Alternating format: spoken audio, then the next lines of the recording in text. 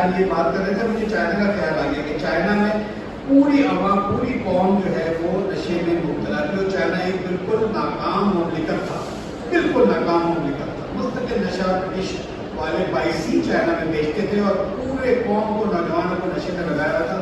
کوئی کام نہیں، کوئی پیسہ نہیں، کوئی کاروبار نہیں. ایک چائنا کا کوئی پریزیڈنٹ تھا یا بادشاہ تھا، ان کا بس اب بہت ہو گئی. اس نے ان جو برٹش جو بادشاہ تھے ان سے جنگ لڑی سمندروں میں، یہاں سے کوئی نشہ نہیں آئے گا. جنگ لڑی، لوگ مرے، قتل و غارت ہوئی اور آخرکار نشے کو اس نے اختتام کیا اور آج چائنا کو آپ دیکھنے کہاں گئے. تو یہ بہت بڑی حیرانگی کی بات ہے. دوسری میں آپ کو بات کسی کو غریب باتیں ہیں، امریکہ سے زیادہ پاکستان میں نشہ ہے، انڈیا سے زیادہ پاکستان میں نشہ ہے. انڈیا سیکنڈ نمبر پہ آتا ہے پاپولیشن میں دنیا کی. 40 لاکھ لوگ، ان کا جو فگر ہے کہ 40 لاکھ لوگ نشے میں مبتلا ہیں. پاکستان میں 70 لاکھ لوگ نشے میں مبتلا ہیں. تو انڈیا کی آبادی آپ دیکھیں کہاں پہ، دنیا کے دوسرے نمبر پہ، اور ہمارا نمبر پتہ نہیں 10-12 نمبر ہے اور ہم نشے میں ٹاپ میں امریکہ سے بھی آگے ہیں.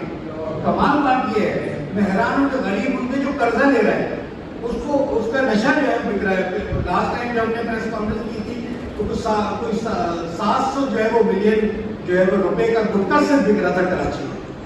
بہت حیران کن فکر ہیں. آپ پیسہ دے کے اتنا انوالو ہے کہ آپ لوگ سوچ اگر غور سے اسٹڈی کریں تو آپ لوگ سوچ بھی پڑ جائیں گے بھائی کہ ہماری یہ کیا اکانومی اس سے چل رہی ہے، یہ کیا ہو رہا ہے. ہم لوگ کیا ملک یہ خرید و فروخت پاکستان اسی کی کر رہے ہیں، کیا ٹریڈ اسی کی ہو رہی ہے. فنڈ آئی ایم ایف کا اس لیے ملتا ہے کہ نشہ کے ساتھ میں آتا ہے.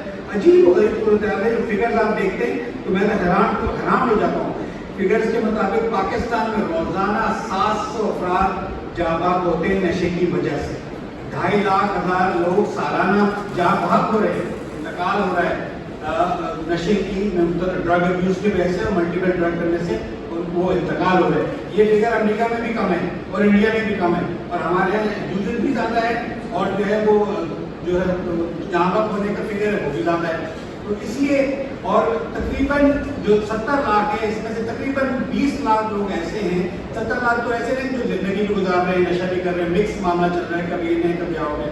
40 لاکھ ایسے ہیں جو بالکل شدید بیمار ہیں، جو کام کے قابل نہیں، جو بیکار ہیں. فیملی ٹوٹ گئی، گھر ٹوٹ گیا، جاب چھوٹ گئی، پرسنالٹی ڈس آرڈر ہو گیا، وہ بالکل اب ان کو علاج کے بغیر وہ زندگی میں واپس آ نہیں سکتے. تو اس کے لیے جو 40 لاکھ پاکستان میں صرف 30,000 بیڈ ہے. پرائیویٹ اور گورنمنٹ ملا کے 30,000 لوگوں کا علاج پاکستان میں نشے کا ہو سکتا ہے، اس کے علاوہ نہیں ہو سکتا. ویسے گورنمنٹ کا تو مجھے نہیں پتا کوئی ادارہ ہے، میں نے ابھی تک نہیں دیکھا. لاسٹ ٹائم نثار چھوڑو صاحب سے بات ہوئی تھی، ان سے میں کہہ رہا تھا بھائی کوئی ادارہ بنائیں، آپ حکومت میں آتے جاتے رہتے ہیں. تو انہوں نے کہا بالکل بنائیں گے، لیکن حکومت میں آ گئے پھر وہ خود نہیں ملے. تو یہ سلسلہ ہے. گورنمنٹ کا کوئی ایسا سسٹم خاص مجھے نظر نہیں آتا جو پرائیویٹوں نے اپنی طرف سے انہوں نے بنایا ہوا ہے. اس کا جو 30,000 40,000 میں ان کا مقابلہ نہیں کر سکتا. تو یہ بھی ایک جنگ ہے کہ ٹھیک کرنے کی جنگ اسپتالوں کی، اداروں کی گورنمنٹ نے بھی لڑنی ہے، انہوں نے بھی بنانا ہے. اتنی بلڈنگیں میں دیکھتا ہوں ان کے خالی پڑی ہیں، اسپتال بڑے بڑے گورنمنٹ کے پڑے ہوئے ہیں. کورونا میں آن ہوئے تھے وہ بالکل میرے گھر کے پاس ایک بلڈنگ ہے، تقریباً 6-7 منزلہ بلڈنگ ہے، اے سی لگے ہوئے ہیں، بیڈ پڑے ہوئے ہیں، بالکل خالی. مطلب ایٹ لیسٹ 500 پیپل اس میں رکھے جا سکتے ہیں اگر میں رکھوں.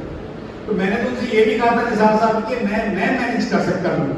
آپ صرف جگہ دیتے ہیں، لوگ دیتے ہیں، ڈاکٹر دیتے ہیں، کیسے چلانا ہے ہم چلا لیں گے، آپ کو چلا کے دے دیں گے فری میں. کوئی ایڈکشن کا ہاسپٹل بنانا، چلانا، میڈیکیشن کرنا کوئی ایسا راکٹ سائنس نہیں ہے. ایک عام MBBS ڈاکٹر بھی یہ کام کر سکتا ہے. ایک سماجی مسائل، سوشل ورک، سائیکالوجسٹ بھی یہ کام کر سکتا ہے. ٹھیک ہے سائیکیٹرک النیس میں ایشوز ہوتے ہیں، دیکھنا پڑتا ہے کیسے ڈائگنوز ہے، طریقہ کار کو سمجھنا پڑتا ہے، میڈیکیشن کو دینا پڑتا ہے. لیکن ایڈکشن میں پھر بھی سمپل ہے اور آسانی سے کیا جا سکتا ہے. صرف ایک جگہ ریٹین کر کے ان کو پین نہ ہو، اس کے اگینسٹ میڈیکیشن دیں جس سے ان کو درد نہ ہو. یہ سائیکو تھراپی کریں، ذہن سے اس کو نشے کو نکالیں کہ آپ چھوڑ سکتے ہیں. آپ کی زندگی جو ہے وہ اس میں آگے جا کے کامیاب ہو جائے گی. اس میں پڑے رہیں گے تو آپ کو نقصانات ہیں، تباہی ہے، بربادی ہے.